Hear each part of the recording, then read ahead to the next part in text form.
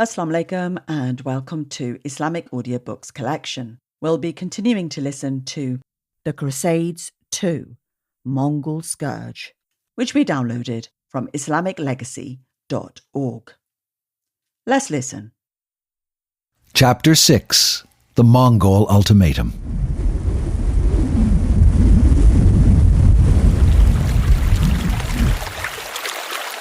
13th century Cairo glistened jewel-like on the banks of the Nile. The winter of 1260 had given way to spring, and the first touch of the coming summer heat hung in the air. Most of the city's inhabitants went about their daily business unaware that anything extraordinary was happening. A few others gossiped, gesturing toward the Sultan's palace, and speculating on the meaning behind the strange envoy that now had the attention of Sultan Saif al-Din Qutuz and his generals. In the palace, Qutuz shifted uneasily in his chair and beheld the four men before him with a mixture of hatred and justifiable anxiety. The emissaries represented the Mongol prince Hulagu Khan, and they laid before Qutuz a letter. From the King of Kings of the East and West, the Great Khan, to Qutuz, a Mamluk, who fled to escape our swords. You should think of what happened to other countries and submit to us. You have heard how we have conquered a vast empire and have purified the earth of the disorders that tainted it.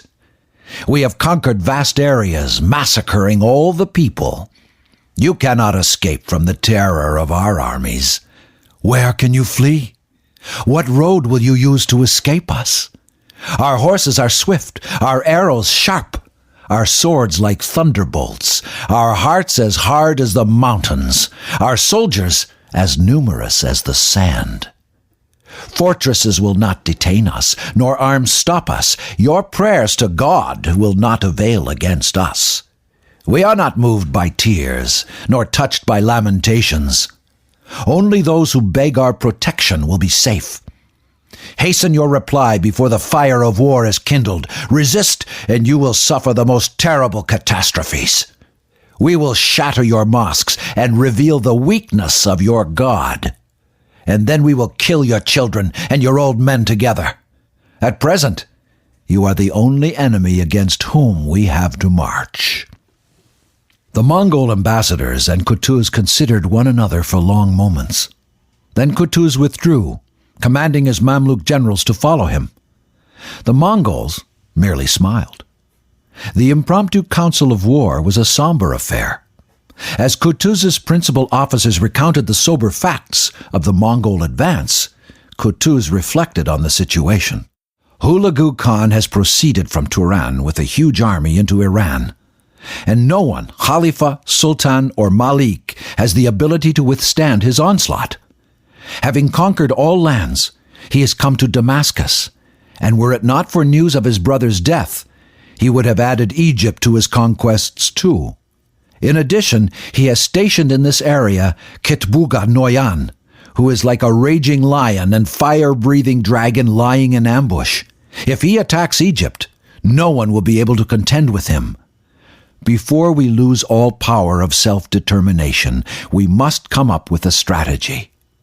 One of the emirs spoke up. Hulagu Khan has power and might beyond description. At present, he holds from the gates of Egypt to the borders of China in his mighty grasp, and he has been singled out for heavenly assistance. If we go before him under amnesty, it will not be blameworthy. However, willingly to drink poison and to go out to greet one's own death are far from the path of wisdom. A human being is not a grapevine that doesn't mind having its head cut off. He does not keep his word, for with no warning, he killed Kharsha, Mustasim, Husamuddin Akka, and the Lord of Arbela, after having made promises to them. If we go to him, he will do the same to us. Qutuz replied, The land from Baghdad to Anatolia lies in ruins, devoid of farmers and seed. If we don't make a preemptive strike and try to repulse them, soon Egypt will be destroyed like the others. Given the multitudes with which he is proceeding in our direction, one of three things must be done. We must make a truce, offer resistance, or go into exile. Exile is impossible, for there is nowhere we can go other than North Africa, and a bloodthirsty desert and vast distances lie between us and there.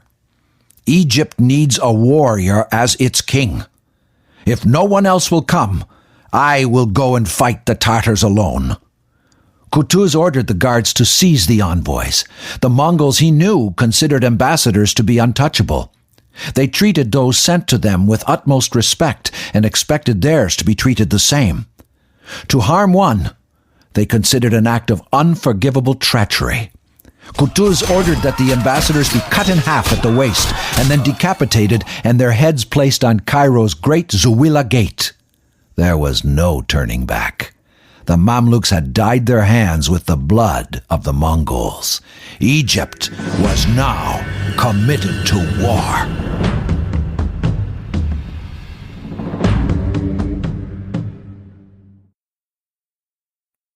Chapter 7. Ayn Jalut. Since the Mongol horde had unleashed its terror on the entire world, the Muslim Ummah had become paralyzed with fear.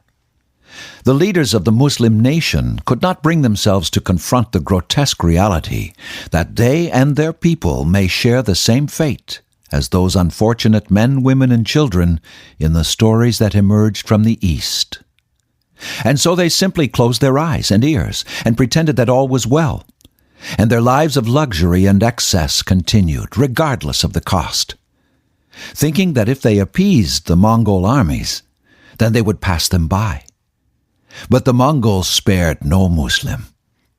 Whomever they touched died a horrible death. They believed that God had given the earth to the great Khan and his descendants. They were the kings of the world, and all must submit as slaves to their will. In their eyes, Qutuz had committed the ultimate sin. This lowly slave had the audacity to question their imperial dream. And in doing so, Qutuz had decapitated the Mongol envoys. Did he not know that it was the custom of the Mongols never to make peace with those who killed their envoys until they had taken vengeance on them? But vengeance or no vengeance, fleeing was not an option for Qutuz, nor was fear of the enemy. Egypt was the last frontier in the Ummah of Muhammad. The Mongols had never been defeated, and the belief of the Mongols in their own superiority made their vengeance terrible and their assaults relentless. An aura of invincibility surrounded them. It was like they had cast a spell over the whole world. Even if the Mamluks prevailed over the Mongols in the next confrontation, there would be another, and then another. The Mongol horde from all over the world would gather together and descend on Egypt like vultures taking to wounded prey. And yet Qutuz must have known that he had some advantages. He knew how the Mongols fought. The Mongols always sought to attack first. They would send unit after unit galloping at their enemy. When they drew close to their enemy, they would let their arrows fly, and then veer away to the right or the left, revealing another unit behind them that would do the same. After a unit had made a run, it would circle back for another. In this way, they would shower their enemies with arrows until their opponents would fall into relative disorganization. Then, the Mongols would charge straight into them and shatter the enemy, disperse them and chase them down and slaughter them one by one. If the enemy was too strong, then they would allow the enemy to chase some of their own units until they were drawn into an ambush. This was one of their favorite tactics. But these techniques that the Mongols had learnt from the steppes of Central Asia were well known to the Mamluks as well. For they too had lived a nomadic existence before Allah had brought them to the lands of Islam. Was the Egyptian army capable of defeating the Mongols? Would the Muslims even manage to muster an army, given the divisions that existed amongst the large number of emirs in the lands of Islam? Qutuz would have to do much begging and pleading in the name of Islam to bring a worthy army to the battlefield. But Allah be praised, the sultans of the past, in their wisdom, had maintained a brigade of royal Mamluks through the years. No expense had been spared on their training, whether it be skill in horse riding, swordsmanship, lance work, archery, or any assortment of weapons. Regardless of whether they were fighting on horseback or on their feet, they were unmatched in their skill. In fact, they had been taught to work in teams, maintaining unit formations and discipline whilst charging and retreating, turning and fighting. But can the royal Mamluks win this battle for the Ummah? They would have to. The Ummah was facing extinction, and that is why he had killed the envoys of the Mongols, because there was no turning back. Battles aren't just about skill and tactics. They're about the heart and soul, discipline and morale, the will to fight, courage and fearlessness, patience in the face of adversity. These were the real weapons, and none can assist in these matters other than Allah the Almighty. Qutuz had followed in the footsteps of the great general Tariq bin Ziyad, who upon landing on Jabra al-Tariq, known today as Gibraltar, burned his ships, sending a message to his own army there was no turning back. And there he said these historic words: "O my warriors, where would you flee? Behind you is the sea, before you the enemy. You have left now only the hope of your courage and your constancy. Remember that in this country you are more unfortunate than the orphans seated at the table of the avaricious master. Your enemy is before you, protected by an innumerable army. He has men in abundance, but you, as your only aid, have your own swords, and as your only chance for life, such chance as you can snatch from the hands of your enemy. If the absolute want to which you are reduced is prolonged ever so little, if you delay to seize immediate success, your good fortune will vanish, and your enemies, whom your very presence has filled with fear, will take courage."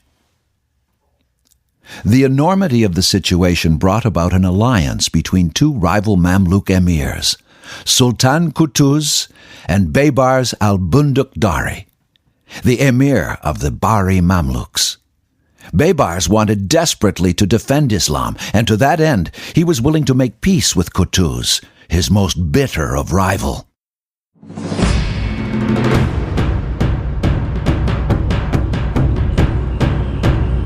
It is late August of 1260, and the Christian Mongol Kitbuga stands in the Bekaa Valley, with 20,000 Mongols drawn up in full battle order. It is time to confront the Egyptian Mamluks. Qutuz leads an army of roughly the same size through the Christian territory to Accra, southwest of the Mongol position.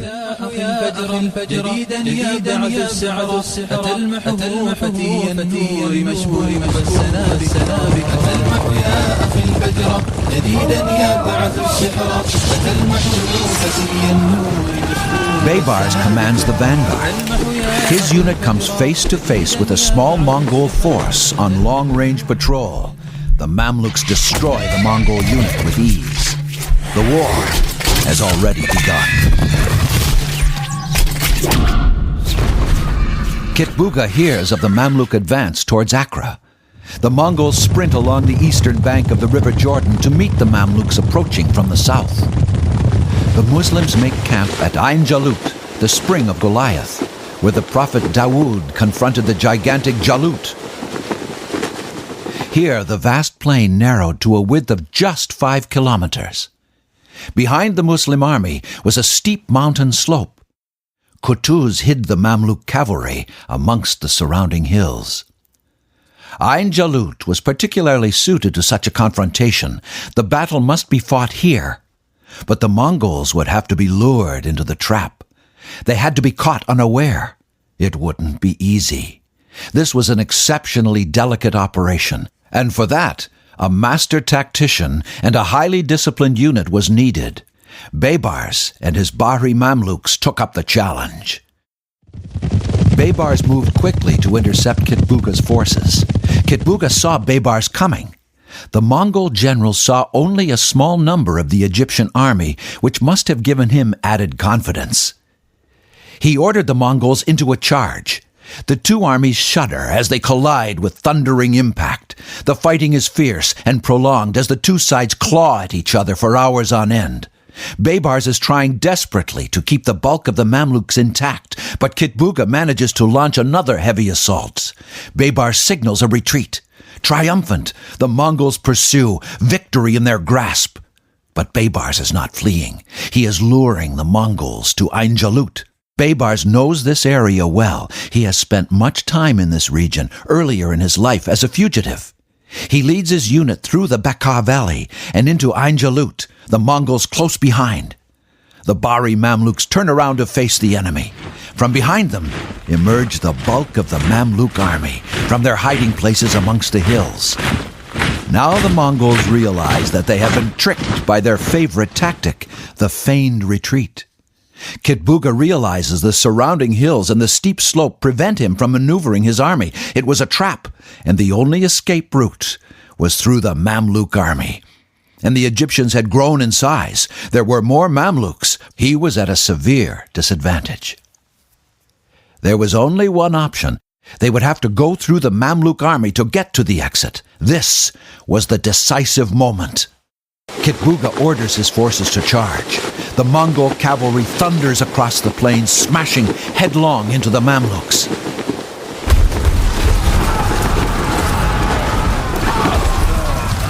Kutuz is watching the left flank of his army. For a moment, it appears as if the Mamluks are holding their line, but then the left flank wavers. It was cracking from the ferocity of the attack. Kutuz can wait no longer.